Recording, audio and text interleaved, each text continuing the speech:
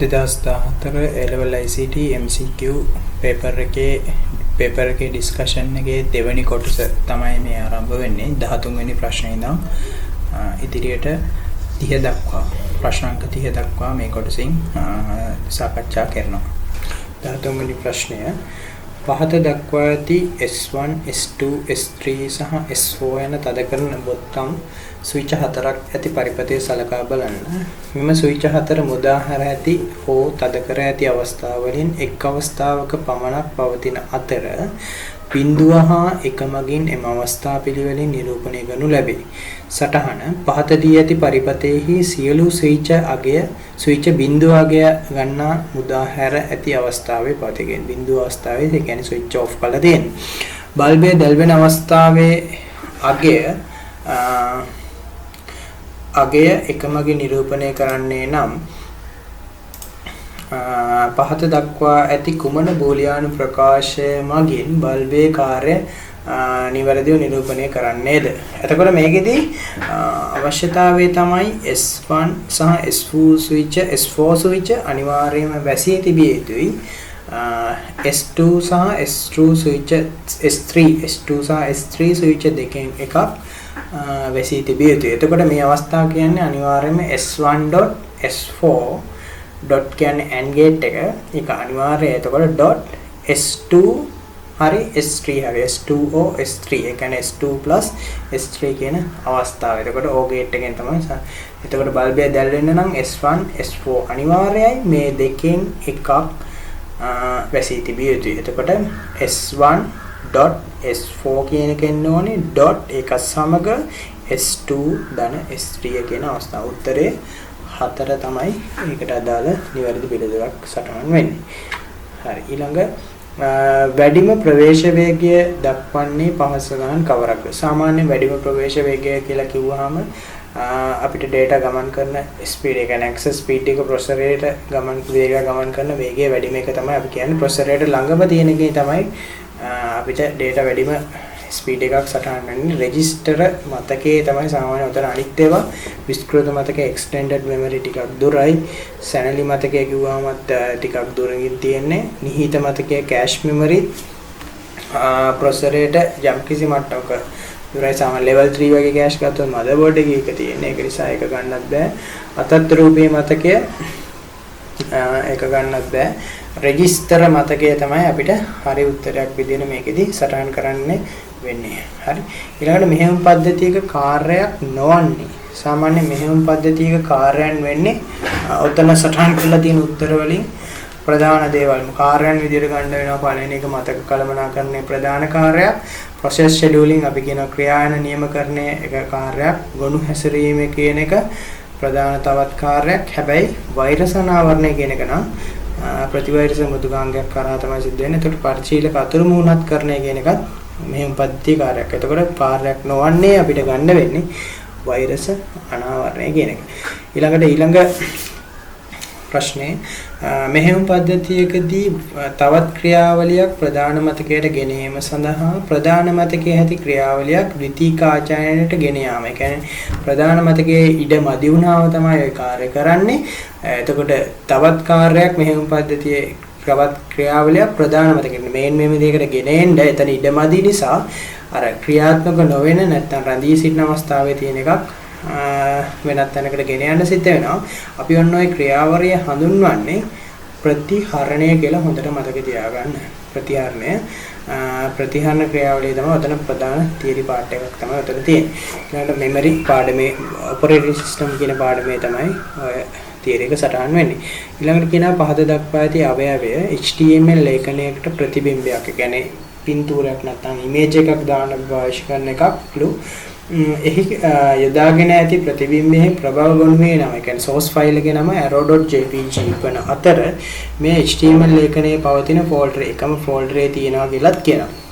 එතකොට මේක හරිම සරල දෙයක්. img tag එකත් එක්ක එන attribute එක තමයි අපි src කියලා කියන්නේ. එතකොට src එක හරහා තමයි image එක සටහන් කරන්නේ. image එක තියෙන තැන එකම ෆෝල්ඩරේ තියලා කියනවා නම් අපිට කිසිම ප්‍රශ්නයක් නැහැ. ඒ image එකේ නම විතරක් ප්‍රභා ගොනුවේ නම විතරක් සටහන් කිරීම ප්‍රමාණවත් වෙනවා. එතකොට ඉහත අවයවයේදී ස්ථන පිරීම සඳහා SRC මෙතන උත්තර දෙකක් තියෙනවා 2 සහ 3 කියලා උත්තර දෙකක් ඒකේ C අකුරේ ස්ථානීය වෙනස් වීමක් සිදු කරලා තියෙනවා. එතකොට හරි උත්තරේ තෝරගන්න ඕගොල්ලෝ දෙවෙනි උත්තරේ තමයි හරි. තුන්වෙනි උත්තරේට ගොඩක් කට්ටිය රැවටෙනවා. හරි ඒක නිසා ප්‍රවේශම් වෙන්න මේ වගේ තැන් ට්‍රික් විදියට පාවිච්චි කරන්න අවධානය කියන එක විශාල වශයෙන් බලන විභාගයක් තමයි එලෙවල් කියන්නේ. හරි ඊළඟ එක පහත දක්වා ඇති පහත පෙන්වා ඇති ෆෝල්ඩර් view එක සලකා බලන්න. මේකෙදි තේරුම් ගන්න ලොකු අපහසුතාවයක් නැහැ. මේකෙදි shop කියලා ෆෝල්ඩර් එකක් තියෙනවා. ඒක ඇතුලේ තියෙනවා index.html කියලා HTML ලේඛනයක්, HTML ගොනුවක්. ඊළඟ home කියලා ෆෝල්ඩර් එකක් තියෙනවා. ඒක ඇතුලේ තවත් ෆෝල්ඩර්ස් දෙකක් සටහන් වෙනවා, company කියලා සහ history කියලා. එතකොට company කියන ෆෝල්ඩර් එක ඇතුලේ about.html කියලා history කියන ෆෝල්ඩර් එක ඇතුලේ history.html කියලා HTML ගොනු දෙකක් සටහන් වෙනවා, ෆයිල් දෙකක්.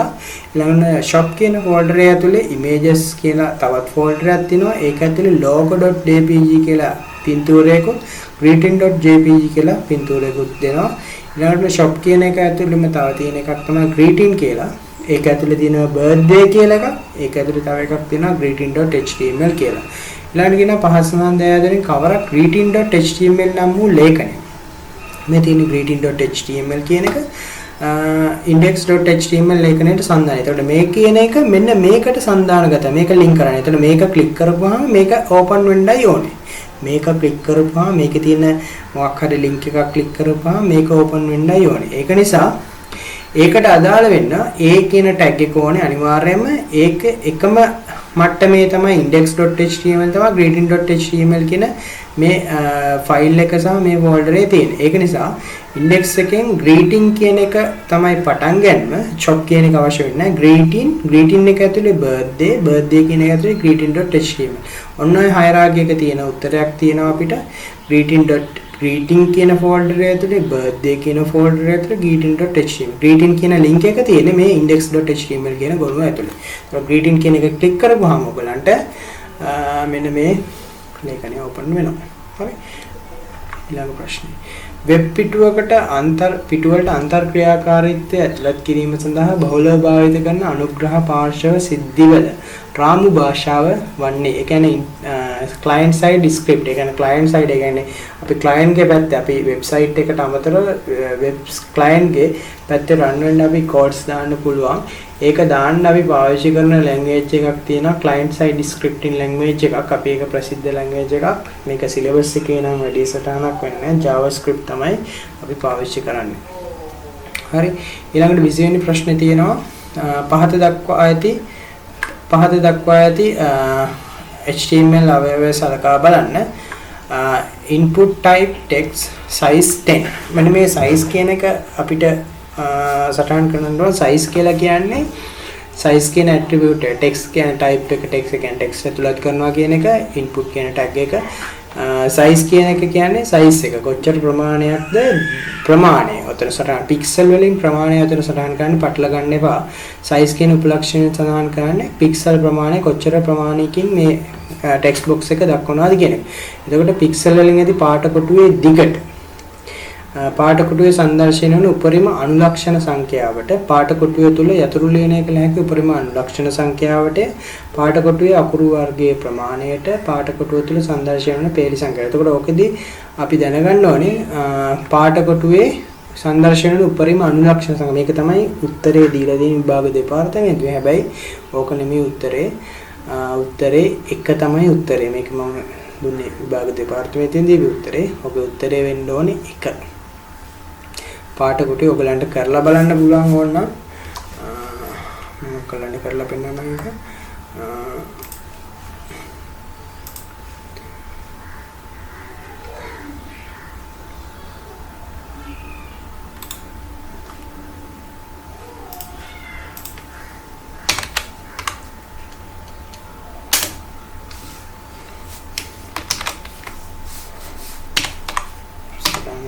HTML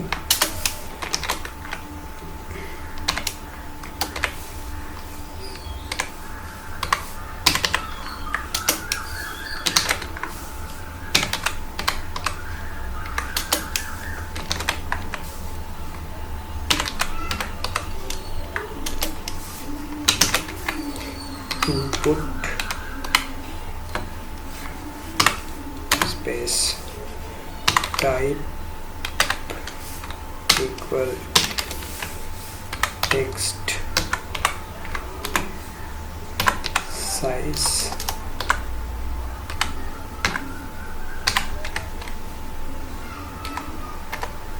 size 10. හරි. ඒක තමයි අපි දක්වන්නේ මේක සේව් කරගමු මම ඩෙස්ක්ටොප් එකකම සේව් කරගන්නවා. HTML ෆයිල් එකක් ඔයගොල්ලෝ සේව් කරගන්න ඕනේ අපි දෙමු input කියලාම දෙන්න input.html then all files කියන එක දෙන්න ඕනේ save මගේ ඩෙස්ක්ටොප් එකට ආවා මේක අපි open with Firefox දෙමු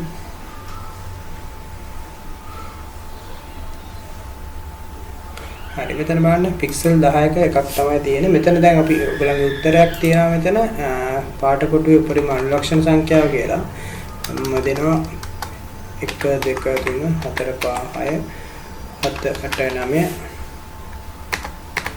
තවදුරටත් ඕන තරම සටහන් වෙනවා. එතකොට උපරිම අනුලක්ෂණ සංඛ්‍යාව කියලා සටහනක් වෙනවා. ඔයගලන්ට මම මෙහෙම එකක් කරලා පෙන්නන්නම්.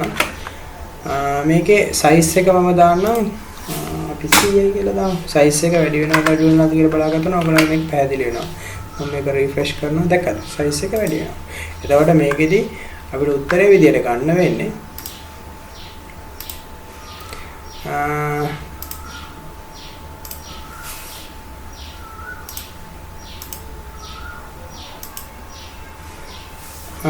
පික්සල් වලින් ඇති පාට කොටුවේ ටික. එතකොට සයිස් මෙතන වෙනස් වෙනවා 100 දාපුවාම මෙතන ලොකු වෙනවා නම් අනිවාර්යයෙන්ම ඒක තමයි අපිට උත්තරේ විදියට ගන්න වෙන්නේ. උත්තරේ දෙක නෙමෙයි උත්තරේ එක විදියට තමයි එක විදියට තමයි සටහන් වෙන්නේ. හරි. ඊළඟ ප්‍රශ්නෙට යමු අපි. Facebook යන දිනපතා නව සමාජිකයන් එකතු වන මිලියන ගණනක් ජනතාව සම්බන්ධ කරන ජනප්‍රියම සමාජ ජාලයකි පහත වගන්තිය තුළින් කවරක් සත්‍ය වන්නේද? ඔබේ පෞල් සම්බන්ධතා ගොඩනැගීම හා පවත්වාගෙන යාමද Facebook ඉතා වැදගත් කාර්යභාරයක් ඉටු කර හැම එකක් වෙන්නේ නැහැ. අද පවතින එකම සමාජ ජාලය Facebook නොවේ. Facebook තුළ පවතින පෞද්ගලිකත්වය සකස් කිරීම මගින් එහි පරිශීලනය පූර්ණ ලෙස සාධිත කරයි. පූර්ණ ලෙස සාධිත කරන්නේ නැහැ. පෞද්ගලිකත්වය බොරු දාන ඉන්නවනේ ගොඩක්. පෞද්ගලික තොරතුරු Facebook තුළ ප්‍රකාශවත් වීම තුළින් අවාසනාවන්ත සිද්ධීන් හටගෙන ඇත. Facebook තුළ පුද්ගලයෙකුගේ සැබෑ අනන්‍යතාවය සැමීටම තහවුරු කර ඇත. එතකොට උගලන්ට තේරෙනවා හතරවෙනි උත්තරය තමයි මෙතන ගැළපෙන උත්තරයේ පෞද්ගලික තොරතුරු Facebook නොදැනුවත් භාවය නිසා නොදැනුවත් භාවය නිසා ගොඩක් අනතුරු අභාග්‍ය සම්පන්න සිද්ධීන් වාර්තා වෙලා තියෙනවා. ඒක නිසා උත්තරේ මේකෙදි ගන්න වෙන්නේ 4. 22 වෙනි ප්‍රශ්නේ අපිට සටහන් වෙනවා මෙහෙම. පහත සඳහන් කුමන වගන්තිය සත්‍ය වන්නේද? පරිගණක පාදක ඉගෙනුම ගුරු දිශාභිමුඛ ඉගෙනුම් ක්‍රමවේදයකි. එහෙම කියන්න බෑ. ගුරු දිශාභිමුඛ ක්‍රමවේදයක් නෙමෙයි පරිගණක පාදක computer based learning. හරි. ඊළඟ Skype යනු ප්‍රසිද්ධ වීඩියෝ සම්මන්ත්‍රණ ක්‍රම. ඒක නම් ප්‍රසිද්ධ කියන්නත් බෑ වීඩියෝ සංවර්ධන ක්‍රමවේදයක්. අතත්විරූපී ජාල ටෙලිකොමියුනිකේෂන් සඳහා මාධ්‍යයක් සැපයන. VPN හරහා තමයි අපි ටෙලිකොමියුනිකේටින් ප්‍රධාන වශයෙන්ම කරන්නේ. එතකොට ඒකත් හරි. මාර්ග අපගත විභාග පැවැත්වීම පරිගණක සහකාරක ගේම් කියලා හඳුන්වන්න හැකිය කියලා කියනවා. ඒකත් වැරදි. Microsoft PowerPoint යනු පරිගණක පාදක සමර්පණ සඳහා නිදහස් විවෘත නිදහස් එකක් නෙමෙයි ඒක අපි ලයිසන්ස් software එකක් මිලදී ගැනීම සිදු කරන්න ඕනේ. ඒතකොට ඔක උත්තර දෙකක් අපිට සඳහන් කරන්න වෙනවා. Skype යන ප්‍රසිද්ධ වීඩියෝ සම්මන්ත්‍රණ ක්‍රමවේදයක් අතත්විරූපී පරිගණක ජාල ටෙලිකමියුනිකේෂන් මාධ්‍යයක් සැපේ. ඔය දෙක තමයි උත්තර දෙකක් අපිට සටහන් වෙනවා. හරි. ඊළඟට ස්ථානීය ප්‍රදේශ ජාලයකට සම්බන්ධිත පරිගණක එම ජාලයට සම්බන්ධ කර ඇති පුරුදු දොරටුව භාවිත කරනු ලබන්නේ. එතකොට පුරුදු දොරටුව භාවිත කරන්නේ එකක් තමයි පුරුදු දොරටුව කියන්නේ අපි සාමාන්‍යයෙන් එළියට යන තැනක්. ඒකට පුරුදු දොරටුව කියලා කියන්නේ සාමාන්‍යයෙන් අපිට යන්න තැනක් නෑ. සාමාන්‍යයෙන් යන්න එළියට යන තැන තමයි මේ පුරුදු දොරටුව default gateway එක කියලා කියන්නේ. එතකොට මේක භාවිත කරන්නේ වසම් නාම IP පිනවලට ඒකට ප්‍රවචන DNS එකනේ. ඒ ගමනාන්තයේ විශේෂ මාර්ගයක් නොදන්නා විට IP පැකට් ඉදිරියට ඔබ IP address එක default gateway කියන්නේ. එතකොට ඒක තමයි උත්තරේ විදිහට ගන්න. ජාලය සඳහා ගිනි පවුරක් ලෙස නෙමෙයි ජාලය තුල වූ අනිකුත් පරිගණක සඳහා සියලු දත්ත පැකට් යවන්නත් නෙමෙයි LAN එක තුල වූ IP පරිගණක ලිපිනයක් පරිගණක ඒකට පාවිච්චි කරන DHCP එක. ඔයගොල්ලන් කලින් පසුව ප්‍රශ්නයක්ත් හම්බෙයි ඔබ. එතකොට මේකේ විශේෂතරේ විතර ගන්න වෙන්නේ ගණනාන්තයේ විශේෂිත වූ මාර්ගයක් නොදන්නා විට IP පැකට්ටුව ඉදිරියට ගෙන යාම සඳහා තමයි අපි මේක පාවිච්චි කරන්නේ. හරි ඊළඟට මේකදී අපි විශේෂ ප්‍රශ්නයක් ඔයගලන්ට 12 වෙනි පාඩමේ එන ප්‍රශ්නයක් මේක පාසනාන් කුමන වගන්තිය සත්‍ය වන්නේද අපි බලමු eBay අනු C to C කියලා කියන්නේ consumer to consumer ඔයගලන්ට පල්ලෙහෙන් දීලා දෙන අපි එක පොඩක් බලලා ඉමු ඉස්සෙල්ලාම ඔකට උත්තරේ නම් හම්බෙන්නේ පළවෙනි එක කියලා අපි බලමු විද්‍යුත් ව්‍යාපාරික මුදල් ගනුදෙනු කැටගරියට තමයි ඔක අයිති වෙන්නේ B2B කියලා කියන්නේ B2B කියලා කියන්නේ ව්‍යාපාරයෙන් business to business සමාගම් දෙකක් අතර මිලදී ගැනීම හා විකිණීම B2B කියලා තමයි හඳුන්වන්නේ රහසිගත තොරතුරු බෙදා හැරීම ඒවා පිවිසීම සීමා සහිතයි මේවායේ තෝරාගත් තොරතුරු පමණක් ඇත නොමිලේ ප්‍රවාහනය කරනවා ගනුදෙනු සම්පූර්ණ කිරීම සමාජිකයන් ගෙවීම් පහසුකම් ලබා දෙනවා කියලා ඔන්න B2B අවශ්‍යතාව කියලාත් අපිට තියෙනවා business to business කියන එක. ඊළඟට B2C business to consumer නැත්නම් කස්මේ පාරිභෝගිකයන්ගේ ප්‍රයෝජනස්න අන්තර්ජාලය හරහා නිෂ්පාදන සහ සේවා විකුණන ව්‍යාපාර ගනුදෙනු වර්ගයක්. C2C කියන්නේ පාරිභෝගිකයන් පාරිභෝගයට ඔයගොල්ලෝ පොඩ්ඩක් බලා ගන්න මේ ටික. C2B, B2E, G2C ඔය ටික තමයි අපි දියන්නේ. එතකොට මේකේ C2C කියන්නේ eBay කියලා කියන්නේ consumer to consumer. දැන් B2C කියන එක business ලොකු ආයතනත් මේ eBay හරහා සම්බන්ධ වෙලා තියෙනවා. එතකොට C2C කියන එක තමයි මේකේ වඩාත්ම ගැළපෙන සිට. B2C කියලා උතන තිබ්බත් ඒකත් ගන්න පුළුවන් eBay site එකට. හරි. ඒක බලගන්න ඊළඟ 25 අන්තර්ජාලයට සම්බන්ධ පරිගණක දෙකක් අතර පවතින වටරවුම් චාරිකා ප්‍රචාරණ පම round trip propagation delay time මැන ගැනීම සඳහා පාවිච්චි කරන කියන්නේ අන්තර්ජාලයේ පරිගණක දෙකක් අතර අපි පාවිච්චි කරන ඒ අවශ්‍ය පරිගණක දෙකක් සඳහා අපි කොච්චර කාලයක් data packet එකක් ගිහිල්ලා එන්න ගත වෙනවද කියන එක හොයාගන්නේ වටරවුම් චාරිකා කාලයෙන්. එතකොට අපි ඒක සඳහා පින් කියන විධානය තමයි අපි පාවිච්චි කරන්නේ. අපි ඒක කොහොමද පාවිච්චි කරන්නේ කියලා බලමු ඉස්සෙල්ලාම. මම තමයි command line එක ගන්නවා.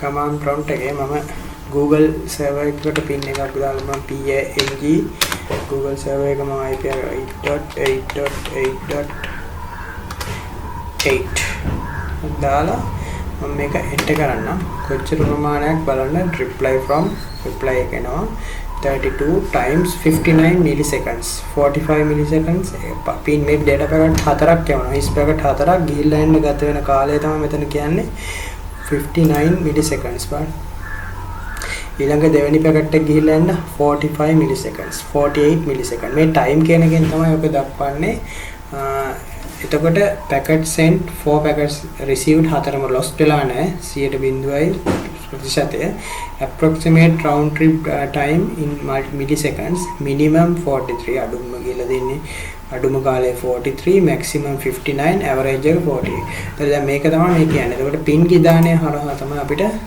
අන්තර්ජාලය සම්බන්ධ පරිගණක දෙකක පවතින වටචාරිකා ප්‍රමාණ මැනීම සඳහා අපි පාවිච්චි කරන්නේ. හරිද? එතකොට පින් කියන විධානය මතක තියාගන්න. ඊළඟට IWF config නෙමෙයි IP config අනිත් ඒවත් විධාන නෙමෙයි. ඒක නිවැරදි විධානයක් නෑ උතන. telnet කියන එක නම් ගන්න පුළුවන් telnet කියලා කියන්නේ ගොඩක් වෙලා remote log වෙන්න අපි පාවිච්චි කරන ක්‍රමවේදයක්. හරි. එතන ඊළඟ කියනවා OSI සප්ත ස්තර සමුද්දේශ ආකෘතිය තුලදී IP නියමාවලිය අනුව IP protocol එක කොයි ස්තරයටද අයිති වෙන්නේ කියලා අහන්නේ. ඊට කලින් අපි මේ විස්තර හත ගැන පොඩි අවබෝධයක් ගන්න මම පාවිච්චි කරා. මේ සටහනක් දීලා තිනවා. ඒ ස්තර හත මුලින්ම තියෙනවා ඇප්ලිකේෂන් 7 වෙනි ස්තරයේ විදිහට යෙදුම් ස්තරය, සමර්පණ ස්තරය, සැසී ස්තරය, ප්‍රවාහන ස්තරය, ජාල ස්තරය, දත්ත සම්දාන ස්තරය, භෞතික ස්තරය. අපි ඔකට කෙටියෙන් පාවිච්චි කරන all people seems to need data processing කියන වාක්‍යය. all කියන්නේ application, people presentation, S කියලා කියන්නේ session, T කියන්නේ transport, N කියන්නේ network, D කියන්නේ data link, processing කියන එක තමයි P කියන්නේ. මතක තියාගන්න layers 7 6 5 4 3 2 මේ විදිහට තමයි තියෙන්නේ. එතකොට මේක නම් IP නියමාවලියේ තියෙන network කියන layer එකේ තමයි IP නියමාවලිය. එතකොට මේකදී අපි කෙටිසරණක් දුන්නා යෙදුම් විස්තරවේදී කරන කාර්ය. මෙහිදී පරිශීලකයන් අනන්‍යතාව, බෞද්ධිකත්වය හා දත්ත තිබිය යුතු ආකාරය සලකා බලනවා. ඊළඟ ඉදිරිපත් කිරීම එකේ ප්‍රසන්ටේෂන් ලේදී දත් ඉදිරිපත් කිරීම පරිවර්තන කිරීම සහ ඛේද ගණනය සිදු කරන සැසී ස්තරයේ ගෙන කාර්ය ප්‍රවාහන ස්තරය ධාරකයන් හසන අග්‍රතර පූර්ව හෝමාරෝ සිදු කරනවා. ඊට පස්සේ මෙන්න මේ නියමාවලින් දෙකයි ප්‍රධාන වශයෙන් තියෙන නියමාවලින් දෙකක් මතක තියාගන්න අත්‍යවශ්‍ය දෙකක්. ජාල ස්තරය ස්ත්‍රත් ජාලකනේ සුවිච කරන එක් සංනිවේද ලක්ෂ්‍ය තවත් සංනිවේද ලක්ෂ්‍යද අර මම කියපු ප්‍රශ්නෙට උත්තරේ තමයි මෙතන තියෙන්නේ. IP නියමාවලිය හරහා තමයි මේ සිද්ධ කරන්නේ. හරි. එතකොට මේකෙදි උත්තරේ වෙන්නේ ජාල ස්තරය හරහා තමයි මේක සිද්ධ වෙන්නේ. ඊළඟට ජාලයක් තුළ DHCP සේවාදායකේ කාර්ය DHCP කියන dynamic host configuration protocol කියන එක. ඒතකොට ජාල ස්තරයේ කාර්යය තමයි DHCP එකේ සමාන DHCP එකේ කාර්යය තමයි වෙබ් පිටු වෙබ් ලිපින ගතිකව පැවරීම තියෙන එක තමයි මේ DHCP ප්‍රොටෝකෝල් එකේ ප්‍රධාන වසම්නාම IP ලිපින වලට පරිවර්තනය කරන්නේ DNS එක domain name system domain name server කියන එක.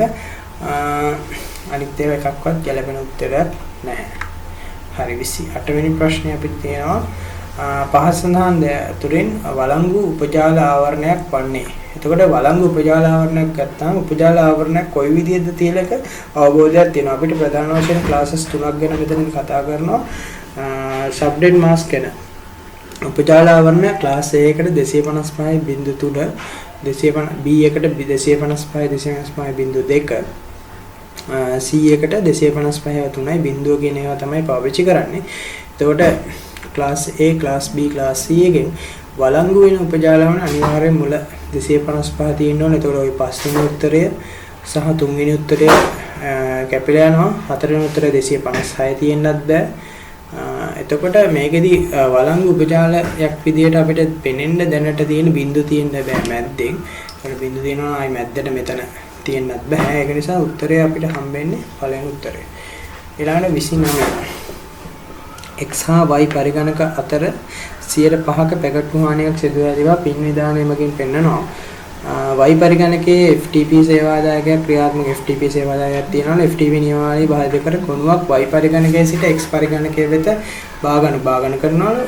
පහසන වගන්තියතුන් කුමන භාගත කිරීම පිළිබඳව වඩා සුසු. ඒ කියන්නේ සාමාන්‍ය 105ක පැකට් හානියක් වුණාට සාමාන්‍ය x සිට y දක්වා යනවා නම් සියලුම පැකට් ගිය නැති පැකට් එක 105ක පැකට් හානියක් වෙනවා කියලා ඒ වෙලාවෙ සඳහන් වුණාට අනිත් ඊට පස්සේ වහාම මේ පැකට් එක හානි වූ පැකට් එක නැවත යැවීමක් සිද්ධ කරනවා. ඒක නිසා පැකට් ගිලිහීමක් සිද්ධ වෙන්නේ නැහැ FTP එකේදී. ඒවල භාගත් ගුණය හරියටම 105ක් දත්ත ගිලිහි ගොත් ඇත වැරදි. භාගත් ගුණය 105කට වඩා දත්ත ගිලිහි ගොත් ඒත් වැරදි. භාගත් ගුණය හරියටම 105 ප්‍රමාණය දත්ත මුල් ගුණයට වඩා එහෙම වෙන්නත් බෑ. භාගත් ගුණය දත්ත මුල් ගුණය දත්ත සමග හරියටම එකම අනුපිළිවෙලට පාද. එහෙම නැත්නම් වැඩක් වෙන්නේ නැහැ. අපිට මේක ට්‍රාන්ස්ෆර් කරන්න වෙන්නේ නැහැ ඉන්ටර්නෙට් එක හරහා හෝ නෙට්වර්ක් එකක් හරහා. ඒක නිසා උත්තරේ 4 තමයි. 30 වෙනි ප්‍රශ්නේ තියෙනවා මෙන්න මෙහෙම. පහත සඳහන් කුමන සම්බන්ධතාව තුන්වන ප්‍රමතාකාරයේ පවතීද? එතකොට තුන්වන ප්‍රමතාකාරයෙන් පවතින නම් වග්ගයක් ඒකේ අවශ්‍යතාවය තමයි යතුරු ශේෂ්ත්‍රයක් නොවන ශේෂ්ත්‍රයක් මත තවත් ශේෂ්ත්‍රයක් රඳා පවතී නම් එය තුන්වන ප්‍රමත අවස්ථාවේ නොපවතී.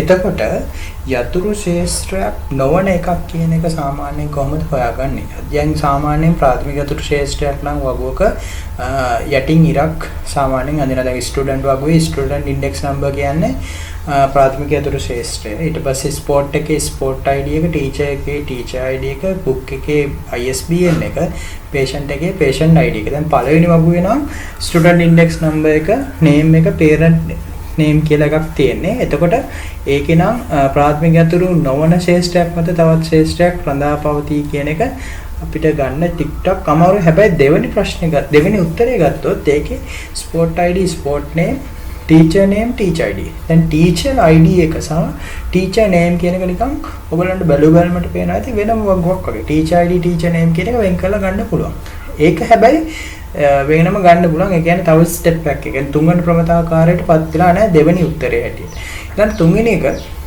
teacher id teacher name telephone number subject name subject id හැබැයි subject id සහ subject name අතරත් ඒ වගේම කලින් කියපු වගේම තුන්වෙනි ප්‍රමත අවස්ථාවටපත් නොවූ ආකාරයක් පෙන්වනවා subject id එක මත subject name රඳා පවතිනවා ඒක අනිත් ශේෂ්ත්‍රයන්ගෙන් වෙන් කර හඳුනා ගන්න හැකියාව තියෙනවා ඊළඟට හතරවෙනි උත්තරය ගත්තොත් ISBN title කියන එක. එතකොට හැබැයි title එක මුළුමනින්ම රඳා පවතින ISBN එක මත ඒක වෙන ශේෂ්ත්‍රයකුත් නැති හන්ද ඒකේ ප්‍රශ්නයක් නැහැ. දැනට ඒක පොඩ්ඩක් තියන්න ඊළඟ උත්තරයට යන් අපි patient එකේ patient ID patient name ward ID. එතකොට ward ID එක මත ward කියන එක රඳා පවතිනවා. එතකොට හැබැයි ඒකත් ගන්න බෑ. එතකොට දෙකත් තුන්වෙනි ප්‍රමත ආකාරයේ පවතී කියලා අපිට ගන්න බෑ. හැබැයි එතකොට අපිට මේකෙන් උත්තර මග හැරෙන්න පුළුවන් දෙවෙනි උත්තරේ වැරදි. ඒක තුන්වෙනි ප්‍රමත අවස්ථාවේ ඉන්න ඔය. තුන්වෙනි උත්තරේ වැරදි. ඒකත් තුන්වෙනි ප්‍රමත අවස්ථාවේ නොවේ. පස්වෙනි උත්තරේ වැරදි. අපිට උතුරු වෙන්නේ උත්තර දෙකයි. ස්ටුඩන්ට් සහ ස්ටුඩන්ට් නෝකුව සහ හතරවෙනි උත්තරේ දින බුක් වගේ. හැබැයි ඒ දෙකනොත් තවදුරටත් තුන්වෙනි ප්‍රමත අවස්ථාවේම කියලා ගන්න පුළුවන් අපිට හතරවෙනි උත්තරේ මොකද හතරවෙනි උත්තරේ තියෙන ශේෂ්ත්‍ර දෙකයි ටයිටල් සහ ISBN මේක තවත් වගුවකට අපිට වෙන් කර දැක්වීමක් අවශ්‍ය වෙන්නේ නැති නිසා අපිට උත්තරේ විදියට ගන්න වෙන්නේ හතරවෙනි උත්තරේ. බොහොම ස්තුතියි සුබ දවසක්.